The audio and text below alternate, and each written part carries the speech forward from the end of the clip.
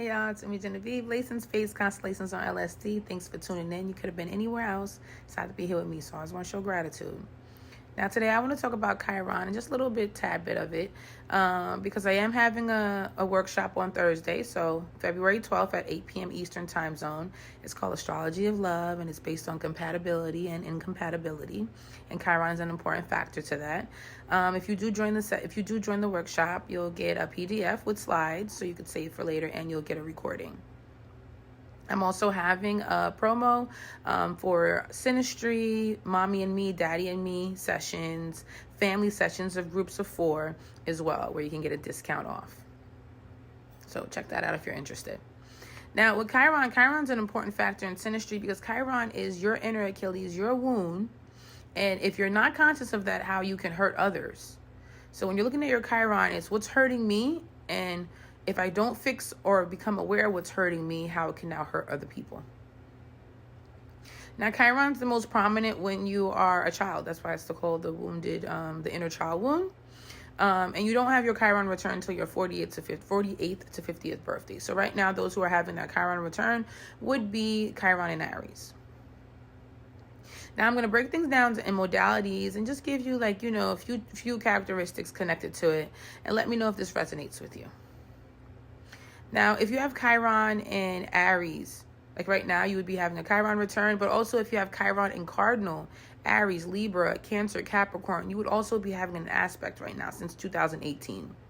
So if you have a Chiron in Aries, Libra, Capricorn, and Cancer, you have a Chiron in a family wound. You can feel that you come from a family that you may not always resonate with, and why coming and feeling like you've already had an unstable foundation, how that can cause you issues with creating your own family. So when you meet someone that has a Chiron in Cardinal, Aries, Libra, Cancer, Capricorn, you need to really ask them, like, how was it with your mom and dad? What kind of household did you grow up in? Because these people might have really sensitive stories to this, sensitive themes to this, and because of that, this can pour into the family life that you guys are trying to create, where they have no idea how a family structure works because they came from a very dysfunctional family. These people also have a wound in their ambitions. So when these people are not going towards, their highest goals, they're not going towards their passions, they're not going towards their like any type of success in their life, they're going to hurt you. They're going to do things because they're negatively talking. So back to my last video. So with their ambitions, they're going to hurt you because they're negatively talking to themselves. They're letting themselves know that they're failures. They're behind in life. They can't get their career off the ground. So because of that, they're going to they could become abusive, because they may feel like until they have their career in order, until they have their ambitions, they go towards their ambitions, they climb up this ladder of success, they are invaluable. They have nothing of value to offer. And because of that, they can't be there for you. They can't love you. Also, these people are very sensitive to age. So if you meet someone that has Chiron in Aries, Libra, Cancer, Capricorn, getting older can be something that they really need to work on.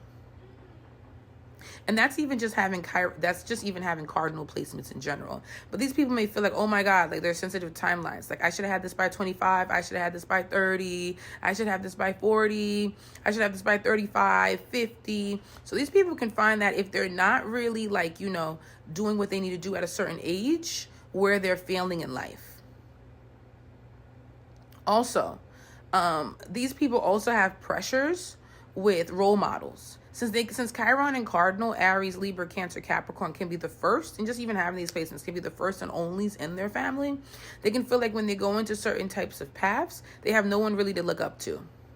So these people can have a struggle with in leadership, a struggle with understanding the blueprint or what leadership really looks for them. Remember, they already have family issues. So when they're coming into, leadership roles, these people can really struggle and fall short.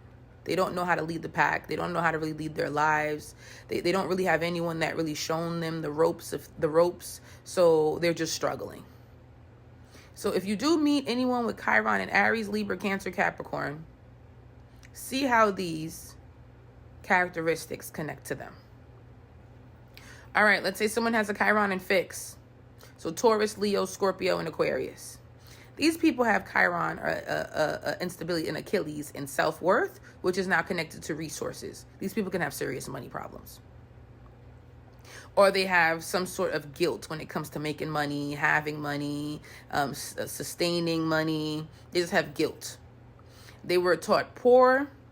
They were taught poorly when it comes to resources and self. So they struggle.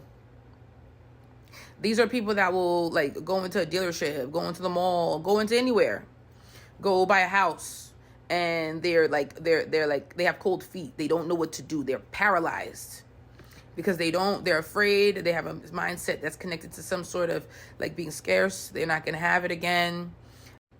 So like I'm saying, being scarce, they're not going to have it again. A haves and have-nots type of mindset. They might be pocket watching people. Like, okay, why does this person have more than me? Why can't I get this amount? So if you ever meet someone who has Chiron in Taurus, Leo, Scorpio, and Aquarius, you got to really ask them, like, what's your relationship with money? What's your relationship and how does that correlate to your self-worth? Are you money hungry? Do you jeopardize and squander your funds? What's going on with that? Another thing, too, with also having Chiron and Fix is that these people have, like, self-image issues. If you ever meet a Chiron, especially a Chiron in Leo, these people might really struggle with like some sort of body dysmorphia. Same thing with also Virgo, Chiron and Virgo. They might share this double, but that's immutable. But if you have Chiron in Leo, especially Chiron in Leo, these people might like really like that. You really need to like tell them to look in the mirror and like give affirmations of like, you are beautiful, you are worth it. You look good. You know, someone loves you the way you are. You need to love yourself the way you are.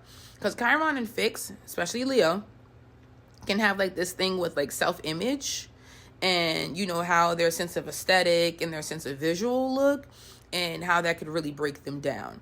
Also with people who have Chiron in the 5th house and Chiron in the 1st house. Also Chiron and Fix, so Taurus, Leo, Scorpio, Aquarius, they can also have Achilles with relationships. They may have felt like growing up, they were put between their parents' relationships, their parents' love life. They saw like, you know, they're in the middle of a divorce. They're in the middle of some sort of infidelity, just issues where it's like, I never saw my parents really, or I never saw my parents or just like strong examples of strong compatibility. So because of this, they may find that it's always hard for them to really trust and commit to people. These are people that can early on feel like you're going to cheat on me, you're going to lie to me, you're going to betray me early on. So Chiron in Taurus, Leo, Scorpio, and Aquarius, because they never really saw, you know, good examples of relationships. Same thing goes along with friendships for them as well. So Chiron in Taurus, Leo, Scorpio, Aquarius may even struggle with making friendships. So when you meet these people, they can have antisocial behaviors, or they can have they could do things to you where they put you through like different type of mental gymnastics, obstacle courses to prove your loyalty to them. Chiron and Fixed. Now last, we have Chiron immutable. So this is Chiron in Gemini, Virgo, Pisces, Sagittarius. So if you have Chiron in Gemini, Virgo, Pisces, Sagittarius, you have a Chiron in communication, which can now make you feel like there's something wrong with your sense of intellect, how smart you are.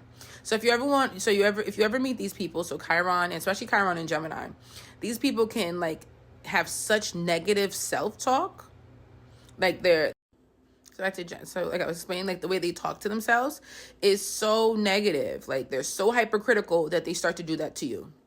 They'll be like, oh, because they tell themselves whenever they make a mistake, I'm stupid. Something's wrong with me. Gemini, Virgo, Pisces, Sagittarius, that they now will talk to you that way. They're like, you're stupid. Something's wrong with you. So whenever these people are coming off pretty harshly with the way they're communicating with you, just know that they're doing it 4, 5, 8 million times more worse to themselves. They could have felt like even as a kid, Gemini, Virgo, Pisces, Sagittarius, and Chiron, a parent could have told them that they're stupid, they're not smart enough, something's wrong with the way they process things, which can now even bring on mental health issues for them or cognitive issues for them. They might even have grown up with a parent who had mental health issues or just something where this parent didn't always process things in the most, mature of ways or in the most constructive of ways. So with them, sometimes they don't know the borderline. So Chiron and Gemini, Virgo, Pisces, Sagittarius, when it comes to being mean and overcritical to constructive criticism, these lines may be blurred. Another thing with having Chiron and Gemini, Virgo, Pisces, Sagittarius is that there's a restlessness and a feeling of displacement for this placement. These people can move around a lot in their life, even impulsively. They're always going somewhere. They always think that they needed just to move somewhere. Or they could have grown up in environments where they moved around a lot and they just felt like I never got to really stay somewhere put and really live out, more than like 2-3 years in a home, in a state, in a country. So there could be that restlessness. Also, these people can have fears too of moving where they've never left a comfort zone. So if you ever met people that like their whole family lives in one hometown, no one ever left the hometown, everyone just stays in one place, this could also be a Chiron in mutable, Gemini, Virgo, Pisces, Sagittarius, where there's just a fear of movement or an excessiveness with movement. They never stay in one area. There's always some sense of escapism or needing to be somewhere else that plagues them. And how this can be uncomfortable for you, because it's like you never know if this person's really there, if this person's really going to stay with you, if this person, as soon as they get some sort of anxiety or some thought comes into their mind, they're on to the next. So if you ever met a Chiron immutable, Gemini, Virgo, Pisces, Sagittarius, where these people make you feel that way. Now, I also want to talk about that Virgo energy and Piscean, since it's part of this. Just like with Leo, these people can have like body dysphoria and just something going on with touching too much with people, or telling people to get away from them and don't touch them. So if you have Chiron and Pisces, Chiron and Virgo, and Chiron and Leo, where are you like kind of weird when it comes to like that spotlight, people being on top of you, that sense of affection? Do you have affectionate issues? So that's Chiron, just a snippet of what the workshop is going to be about. It's astrology of love, compatibility and incompatibility, and and us talking about that. And this is just a part that I just wanted to share, just give you a little preview of what we'll be diving into. Again, workshop is interactive this Thursday, February 12th at 8 p.m. Eastern time zone. Join me. We'll be having like a group talk. Couples can come, singles can come. It's all love over here. And you'll leave with PDF slides and a recording so you can watch later on forever. I love you guys. I appreciate you guys. You guys are the best. And I wish you nothing but the best. See y'all later.